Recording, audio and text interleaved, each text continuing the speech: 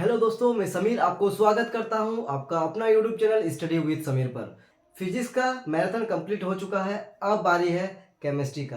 तो दोस्तों सारे चैप्टर्स को चैप्टर बाय चैप्टर हम लोग कंप्लीट करेंगे केमिस्ट्री को। उसके बाद इसका भी सेट्स हम लोग लगातार प्रैक्टिस करेंगे। ओके, तो चलिए दोस्तों, सबसे पहला चैप्टर है पदार्थ एवं उसकी प्रकृति। ओके, तो केमिस्ट्री का चैप्टर स्टार्ट करने से पहले दोस्तों सबसे पहले हम लोग थोड़ा सा बेसिक जानकारी ले लेते हैं। सबसे पहले हम लोग समझेंगे कि विज्ञान क्या है। विज्ञान क्या है? तो दोस्तों सावधानी पूर्वक क्रमबद्ध तरीके से किए गए प्रयोगों से जो ज्ञान प्राप्त होता है उसको विज्ञान कहते हैं दोस्तों। सिंपल, सावधानी पूर्वक सावधानी पूर्वक क्रमबद्ध तरीके से। सावधानी पूर्वक मतलब कि विदाउट एनी एक्सीडेंट, उसमें सेफ्टी होना चाहिए, एक्सीडेंट नहीं होना चाहिए। दूसरा चीज क्रमबद्ध तरीके से। क्रमबद्ध तरीके से मतलब कि स्टेप बाय स्टेप। जैसे सपोज हम लोग मान लीजिए चाय बनाएंगे तो उसमें क्या करेंगे, सबसे पहले स्टेप क्या होगा कि आग जलाएंगे। उसके बाद क्या करेंगे, एक बर्तन लेंगे, उसमें पानी डालेंगे, उसको आग में बैठाएंगे। उसके बाद जब उबलने लगेगा पानी, उसमें चीनी चपाती दे देंगे। फिर जब चीनी चपाती जब मिल जाएगा उसमें क्या करेंगे, उसमें दूध डाल देंगे।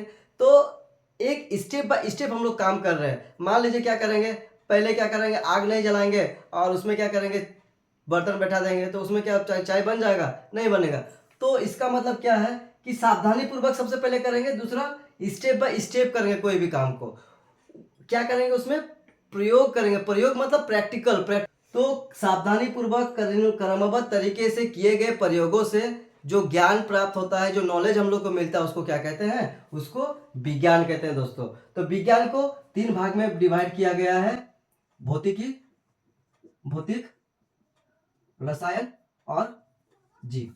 दोस्तों सबसे पहले भौतिक भौतिक विज्ञान। ऑलरेडी हम लोग भौतिक विज्ञान को कंप्लीट कर चुके हैं। ओके, तो आप भौतिक विज्ञान को आप वीडियोस में देख लीजिएगा, कोई दिक्कत नहीं है।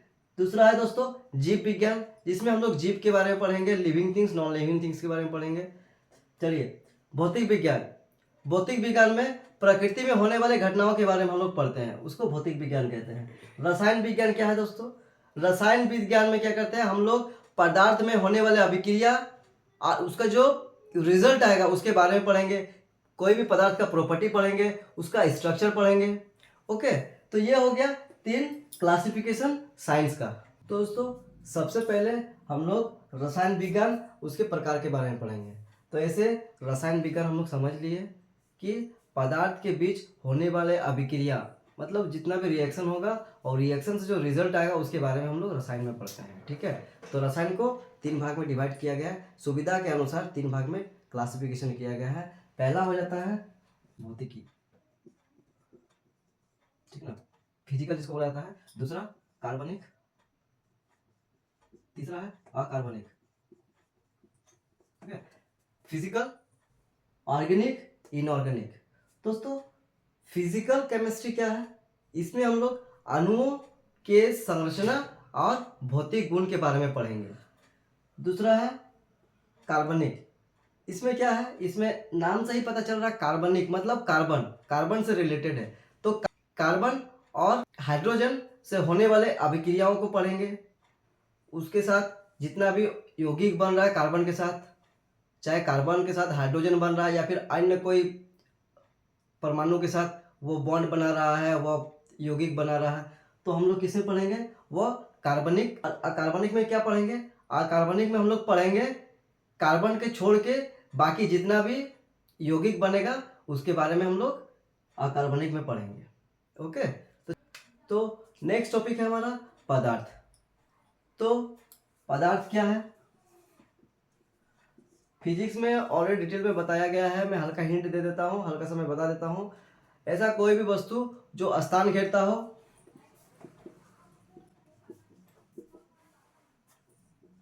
जो स्थान घेरता हो और जिसमें कुछ द्रव्यमान हो, उसे क्या कहते हैं? उसे पदार्थ कहते हैं। पदार्थ को तीन भाग में डिवाइड किया गया है: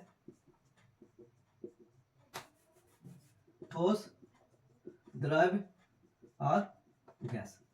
ओके, ठोस, इसका आकार और आयतन दोनों क्या होता है? निश्चित होता है।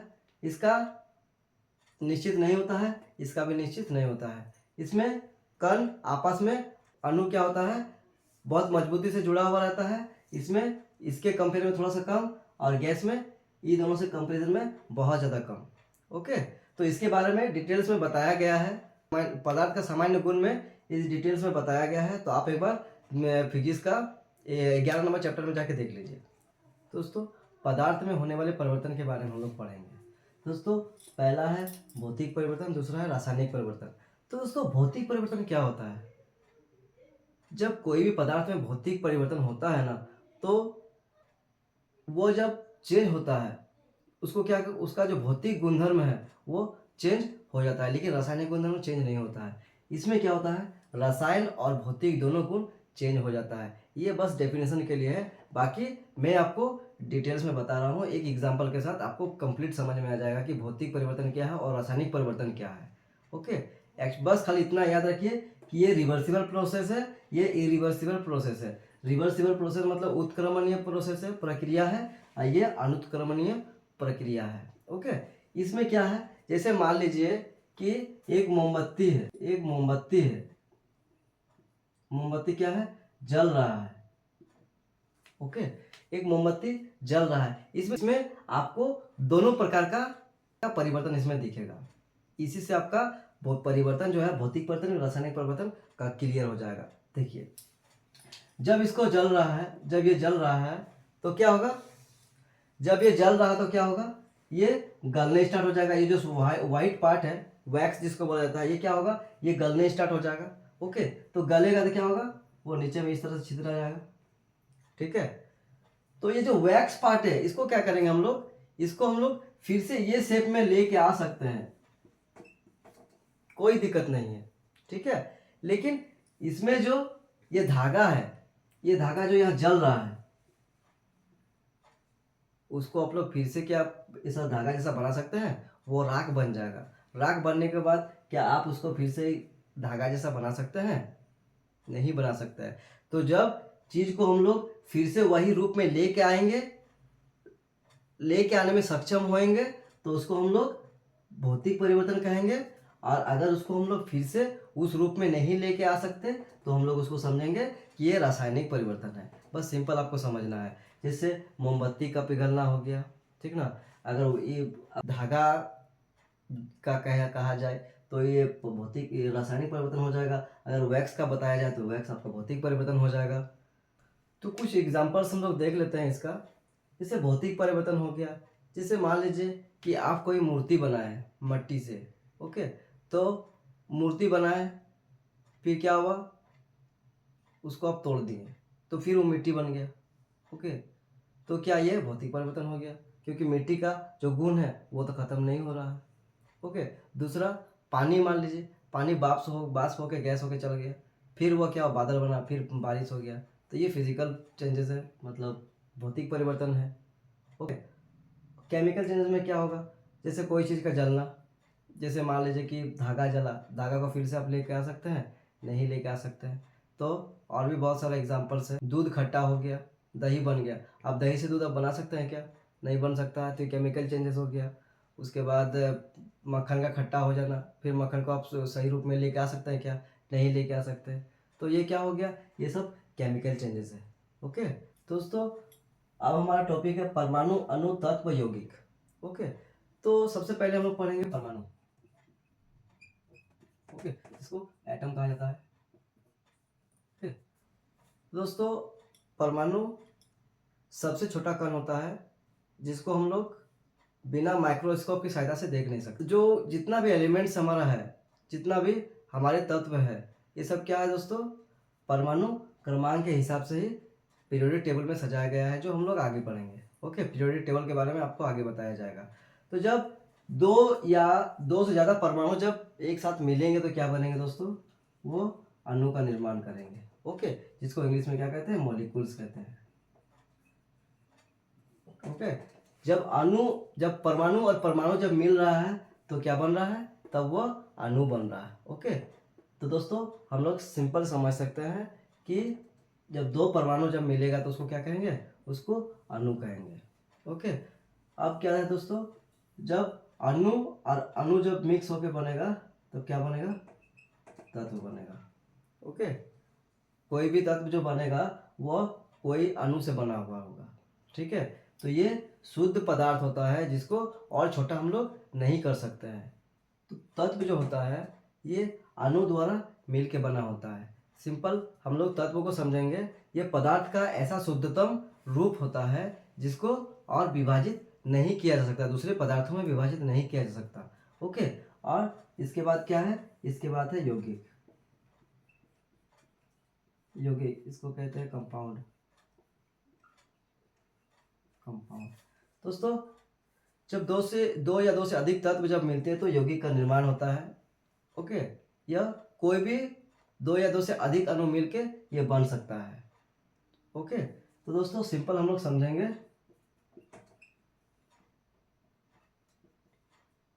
ओके, तो जब दो या दो से अधिक परमाणु मिलेगा तो अणु, अणु के बाद तत्व, तत्व के बाद यौगिक। ओके, जैसे हाइड्रोजन एक अणु हो गया, ये परमाणु हो गया, हाइड्रोजन, हीलियम, लिथियम, जो भी आपको पीरियोडिक टेबल में मिल जाएगा। अणु हो जाएगा आपका H2 मान लीजिए, इसमें के गो अणु है, हाइड्रोजन का 2 गो परमाणु मिलकर बना हुआ, मतलब ये इसमें 2 गो अणु है। ठीक है दोस्तों, अब हम लोग पढ़ेंगे मिश्रण के बारे में, मिक्सचर। दोस्तों मिश्रण, जब कोई भी दो पदार्थ को कुछ अनुपात में मिलाया जाता है तो उसे मिश्रण कहते हैं। ओके, मिश्रण भी दो प्रकार का होता है, एक होता है आपका समांगी, एक होता है विसमांगी।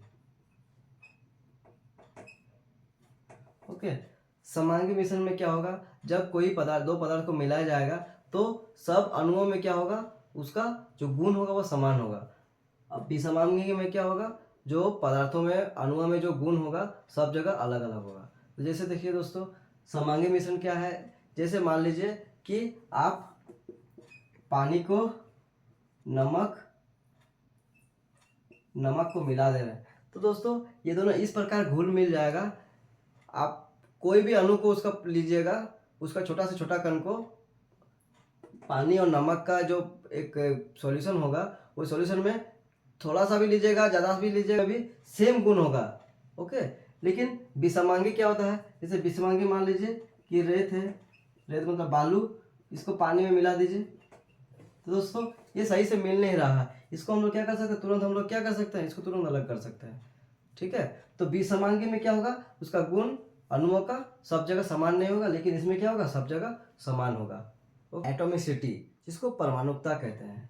दोस्तों परमाणुकता क्या होता है, कोई भी तत्व अथवा यौगिक का एक परमाणु को बनाने में जितना परमाणु संख्या होता है उसको क्या कहते हैं, उसको परमाणुकता कहते हैं, एटॉमिसिटी कहते हैं।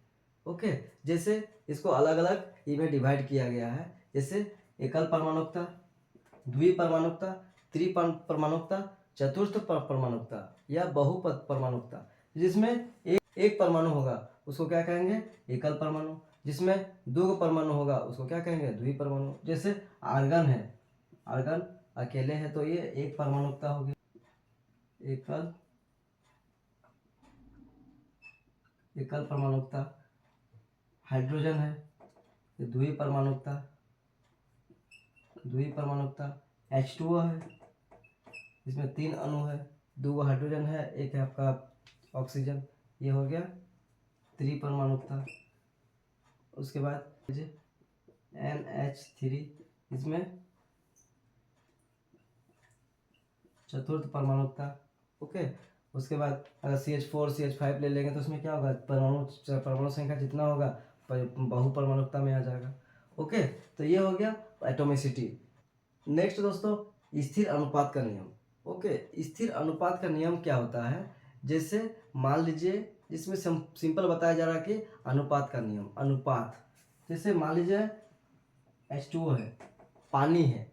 ओके, तो पानी में कितना अनुपात में हाइड्रोजन है, ऑक्सीजन है, तो इसका सबसे पहले हम लोग क्या करेंगे, इसका द्रव्यमान संख्या को लिखेंगे कि कितना द्रव्यमान संख्या हो रहा है। तो हाइड्रोजन का कौन होता है, और हाइड्रोजन है कितना, 2 गो। ठीक है, अनुपात ऑक्सीजन कितना है, परमाणु संख्या 8 होता है, 16 होता है क्या द्रव्यमान संख्या, तो यह 2:16। अब इसको काटेंगे 1, 8, ठीक ना, तो 1:8। तो पानी में हाइड्रोजन और ऑक्सीजन का अनुपात कितना होता है? 1:8 होता है। ये हाइड्रोजन हो गया, ये ऑक्सीजन हो गया, ठीक है। तो दोस्तों ये स्थिर अनुपात का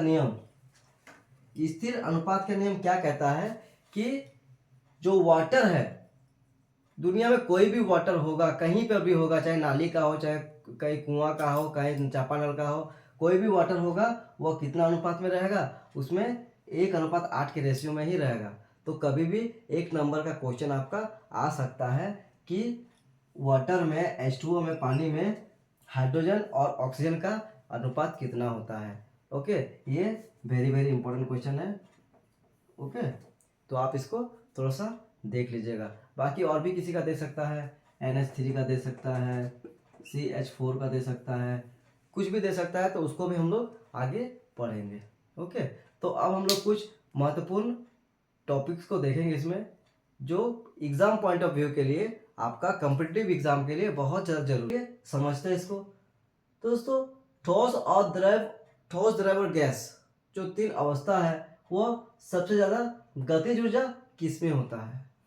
तो सबसे ज़्यादा गति, उसके अणु में सबसे ज़्यादा गति किस में होता है?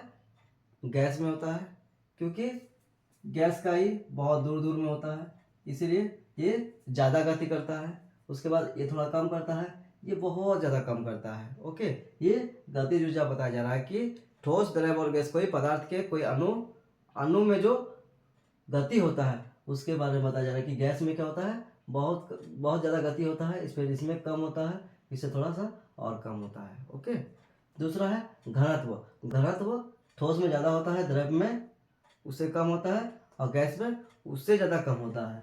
दूसरा है आणविक आकर्षण, उसके अणु का क्या है? आकर्षण। जैसे कोई भी पदार्थ होता है वो कणों से मिलकर बना होता है, देखिए इस टाइप का, तो ये कण क्या करेगा? एक दूसरे को आकर्षित करता है। तो दोस्तों आणविक आकर्षण किस में ज़्यादा होता है? एक दूसरे को कौन आकर्षित ज़्यादा करता है? तो ठोस में सबसे ज़्यादा, द्रव में कम, और गैस में बहुत कम होता है। तो इसीलिए गैस का क्या होता है? उड़ता है इधर उधर, ठीक है। नेक्स्ट है आणविक आकर्षण, हो गया। नेक्स्ट है प्रत्यास्थता, इलास्टिसिटी, पदार्थ का ऐसा गुण, जब उसको हम लोग क्या करते हैं, उसका शेप को जब चेंज करते हैं एक्सटर्नल फोर्स लगा के, और उसके बाद जब फोर्स को हम लोग हटा देते, क्या होता है? वो अपना ओरिजिनल शेप में फिर आ जाता है। जैसे एक स्प्रिंग है, तो स्प्रिंग को क्या करते हैं हम लोग? इधर से टानते हैं, तो स्प्रिंग जब टान लेते इस टाइप का हो जा रहा है। उसके बाद क्या हो रहा है? उसको हम लोग छोड़ दे रहे, तो फिर क्या हो रहा है? अपने शेप में फिर आ जा रहा है। तो ये गुण को ही क्या कहता है? प्रत्यास्थता कहता है, ठीक है। तो प्रत्यास्थता का जो गुण है वो ठोस में ज़्यादा होता है, द्रव में कम होता है, गैस में एकदम कम होता है, ठीक है। चलिए नेक्स्ट पढ़ते हैं, भूप्रपट्टी में तत्वों का क्रम, ठीक ना। तो हमारा भूप्रपट्टी में सबसे ज़्यादा कौन सा तत्व पाया जाता है? सबसे ज़्यादा हमारा हम लोग का ऑक्सीजन पाया जाता है, उसके बाद सिलिकॉन, उसके बाद एल्युमिनियम, उसके बाद लोहा। ओके, नेक्स्ट है भूप्रपट्टी में धातु का क्रम, धातु, एल्युमिनियम, लोहा, कैल्शियम, उसके बाद सोडियम, बाकी उसके बाद मानव शरीर में तत्वों का क्रम, मानव शरीर में oxygen, carbon, hydrogen, nitrogen, calcium. Okay, जीवित मानव शरीर में कम पाए जाने वाला तत्व, बहुत ज़्यादा कम पाया जाता है जीवित मानव शरीर में, क्या है? Manganese, Mn। ओके, तो दोस्तों ये आपका बहुत ही ज़्यादा इंपॉर्टेंट है आपका कॉम्पिटिटिव एग्जाम के लिए। ओके, तो इसको आप नोट डाउन कर लीजिए। ओके, तो दोस्तों कैसा लगा आपको क्लास? इस प्रकार का और भी वीडियोस के लिए आप हमारे चैनल को सब्सक्राइब कर लीजिए और अपने दोस्तों को शेयर करने मत भूलिएगा। ओके, जय हिंद।